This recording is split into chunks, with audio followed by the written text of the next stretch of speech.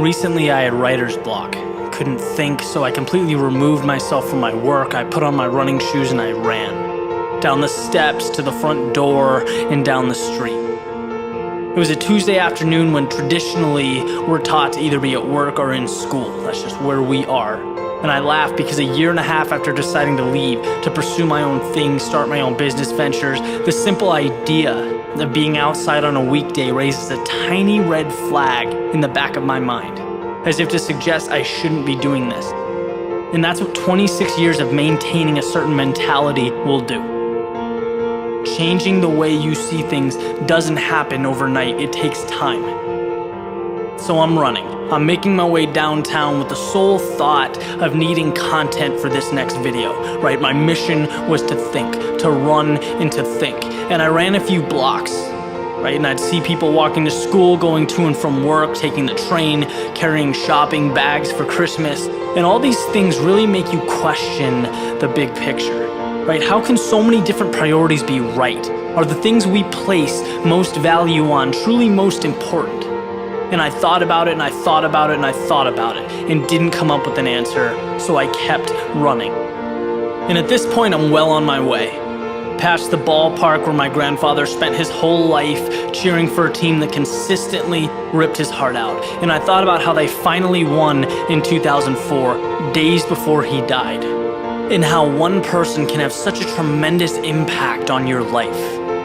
And onward I ran. I passed the library where I glanced over and my mind went right to the issues, the struggles, the challenges we face in the world today, and how so many of the answers sit right there on the other side of that wall, on bookshelves. But how we're moving away from that, right? How can anyone truly grasp the depths of history with an attention span of 30 seconds or less?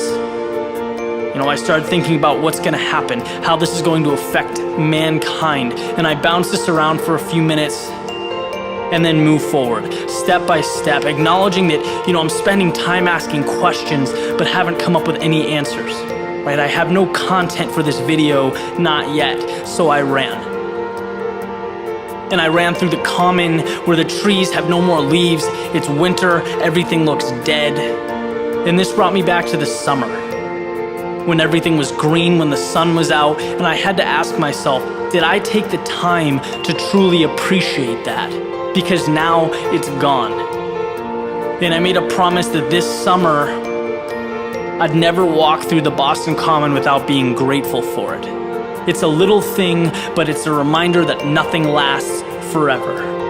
And I figured I'd come this far, I might as well go to the harbor, right? So I continued on to the very edge of the city and I stopped. I turned around and stared directly at what I've been looking for this whole time. A skyline with hundreds of thousands of people and things and places. It was the culmination of all those little questions I'd been asking. And I realized that to know everything, to pretend to know everything, is all wrong.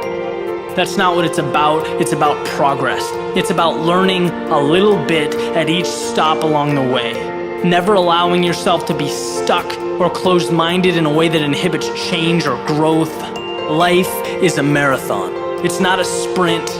You don't win your first mile. You win by trusting in your ability to figure things out as they come, to evolve, to adapt. And above all, to believe that even though something may not be happening right now, in the present, it can and it will be done. The finish line isn't there 2-3 miles in, you can't see it. And if you're moving solely off of what can be seen or guaranteed, you won't get there. But if you trust that each step you take is one piece of something far greater that you deserve, that was meant for you, the sky's the limit.